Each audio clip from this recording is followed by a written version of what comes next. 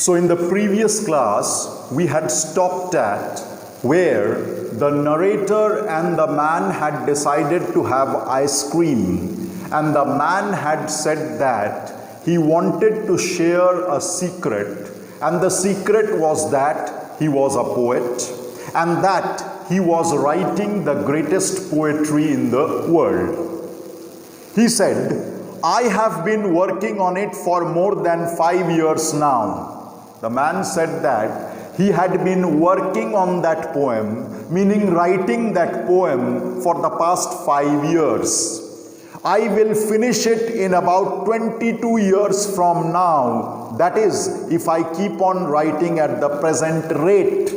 Rate meaning speed. So he has already written the poem for 5 years. He will go on writing the poem for the next 22 years and will finish it if he is able to maintain the present speed. "You does write a lot then?" The child narrator asked the man, B. Wordsworth, "Do you write a lot?" He said, "Not anymore. I just write 1 line a month. I don't write much. I only write 1 line per month. But I make sure it is a good line. As a true poet, I make sure the line which I write is a good one." I asked, "What was last month's good line?" The child narrator asked, "What line or which line did you write last month?" He looked up at the sky and said, "The past is deep." The man looked at the sky and said, "The last month's line was, the past is deep." Now the word deep can have several meanings. Deep can be serious, mysterious, suspense-filled. We don't know what he meant to say. I said, "It's a beautiful line." Obviously, the child narrator applauded the line. B. Wordsworth said, "I hope to distill the experiences of a whole month into that single line of poetry." This is something which he does, and exactly what the poet William Wordsworth used to do.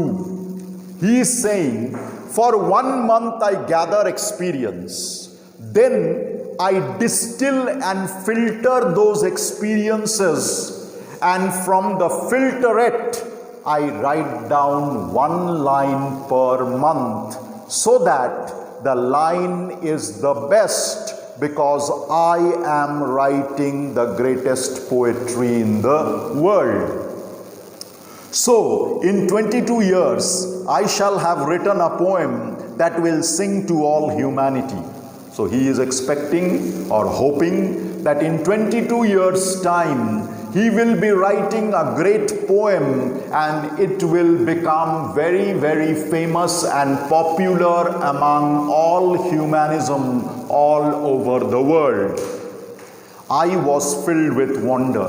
Obviously, the child narrator, who was only 7, 8 or 9 years old, was struck with wonder.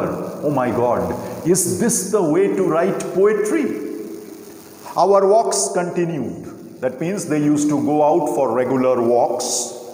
We walked along the seawall at Dockside one day, and I said, "Mr. Wordsworth, if I drop this pin in the water, you think it will float?" One day, they were walking along the harbor or the dock of Port of Spain, and the child narrator asked, "Sir, if I drop this pin into the water, will you think the pin will float?" Now, common sense says the pin will not float, it will sink. But look at the answer given by B. Wordsworth. He said, "This is a strange world. Drop your pin and let us see what will happen." He said, "It's a very strange world. Anything might happen. Drop the pin, see what happens." As if there is a chance that the pin might float. The pin sank. Obviously, the pin sank because it was heavier, denser than the water. Simple physics. I said, "How is the poem this month? How about the line that you are going to write this month?" But he never told me any other line.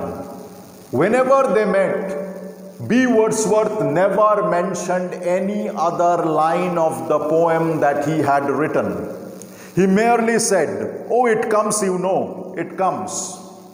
You don't write a poem, you don't write a line, it automatically comes. You get encouraged, you get inspired, you are enlightened, and the line automatically comes. Poetry is not like sitting down prepared to write. It happens instantly the moment you get a spark of inspiration. Again, what he is saying is similar to what William Wordsworth said.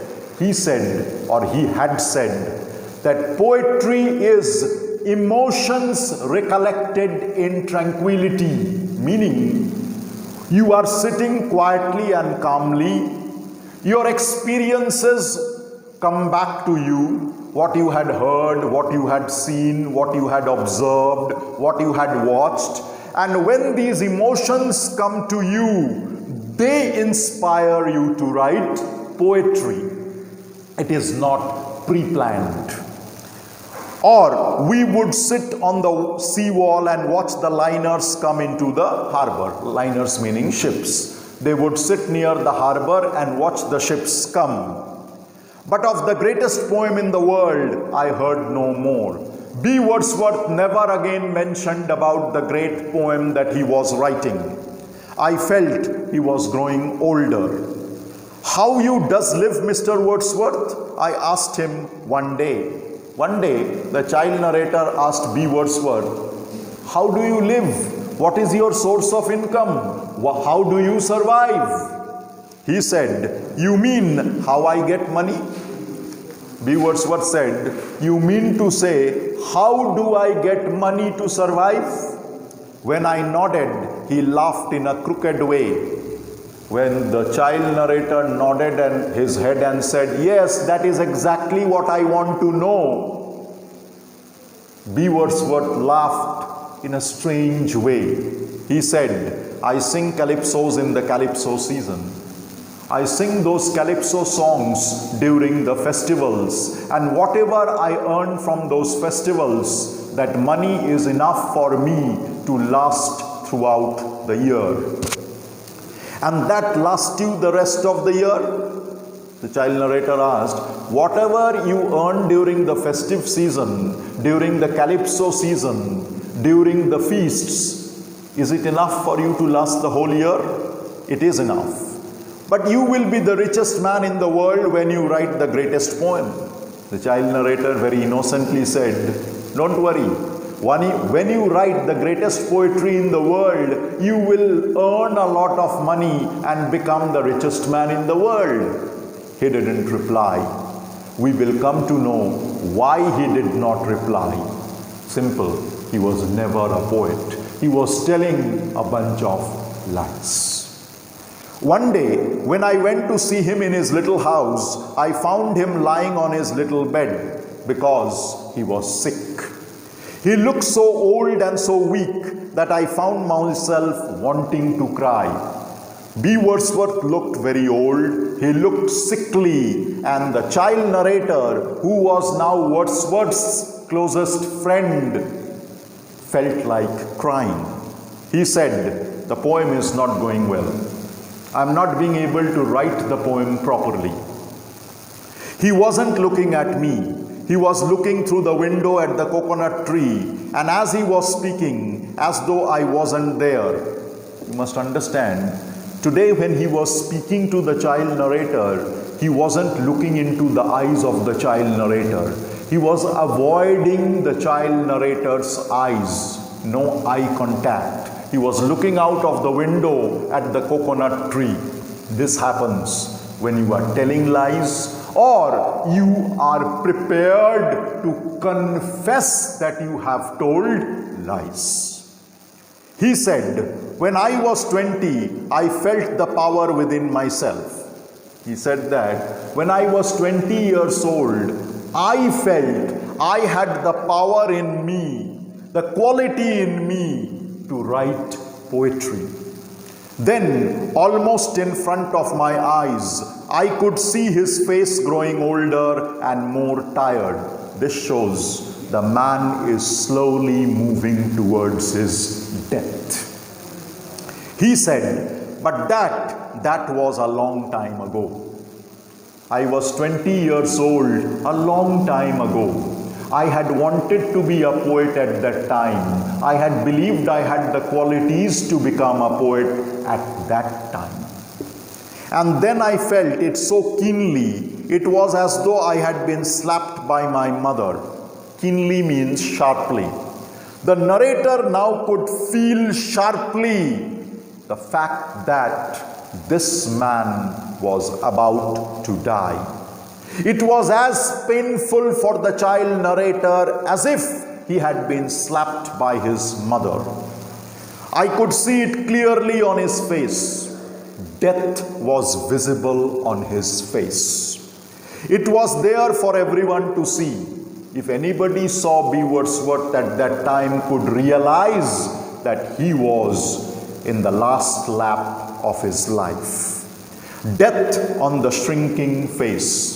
He had death written on his wrinkled old face. He looked at me and saw my tears and sat up. He said, "Come." I went and sat on his knees. This was the last physical contact between the two.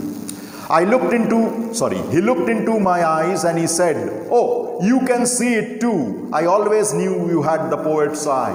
My dear fellow, you were always a child. That is why you could see death on my face." He didn't even look sad, and that made me burst out crying loudly. This man wasn't sad that he was about to die. He pulled me to his thin chest and said, "Do you want me to tell you a funny story?" And he smiled encouragingly at me, but I couldn't reply. The encouragement was, "Please listen to my story, the last one before I die." He said, "When I have finished this story, I want you to promise that you will go away and never come back to see me. Do you promise?" I nodded. The narrator nodded and promised that he will listen to the story, go away, never to come back to the house of Wordsworth. He said, "Good, well, listen. The story I told you about the boy poet and the girl poet, do you remember that? That wasn't true. That was not true. That was not my story. Two lovers, two poets falling in love. It was something I just made up. It was something I just imagined. All this talk about poetry and the greatest poem in the world, that wasn't true either. My claim that I was a poet, that I was writing the greatest poem in the world, all were lies. Isn't that the funniest thing you have heard? Isn't it funny? I have cheated you by telling lies all the time." But his voice broke. I left the house and ran home crying like a poet for everything I saw. Remember, it had been said in the story before that anything and everything makes a poet cry. The child narrator started crying. I walked along Alberto Street a year later, but I could find no sign of the poet's house. A year later, when the narrator visited Alberto Street, Wordsworth's house had disappeared.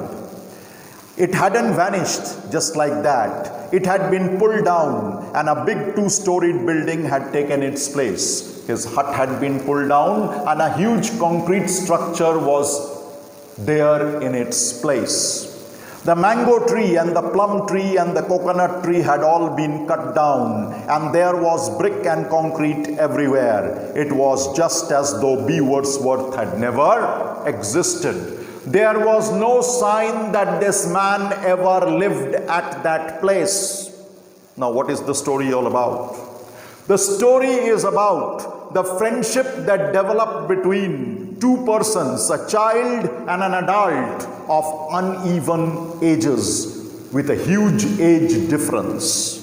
Now the question is, why did this man tell lies? It is simple. He was an escapist. He had always wanted to be a poet. He had failed to be a poet. He had to digest his failure but he lived in a make-believe world of his own, where he found the child narrator trusting him, and therefore he used to tell him about writing poetry, writing the greatest poem in the world, just to satisfy and be happy in that make-believe imaginary world far removed from reality. In reality, he wasn't anything, but he relived his joys, happinesses, his wishes, dreams, desires, ambitions in this world where he would tell about himself, claiming to be a poet, claiming to be writing the greatest poetry in the world to a child who would easily believe in him. This is the story of a failed man living his dreams in a make-believe world of his own. And the last thing, please remember, this is a story about the natives of the West Indian Islands who have never been successful in many of their dreams and desires in their lives. And therefore, they relive them, they continue to survive in a world where they believe they have fulfilled all their dreams and wishes, and so was the native West Indian B. Wordsworth. Thank you.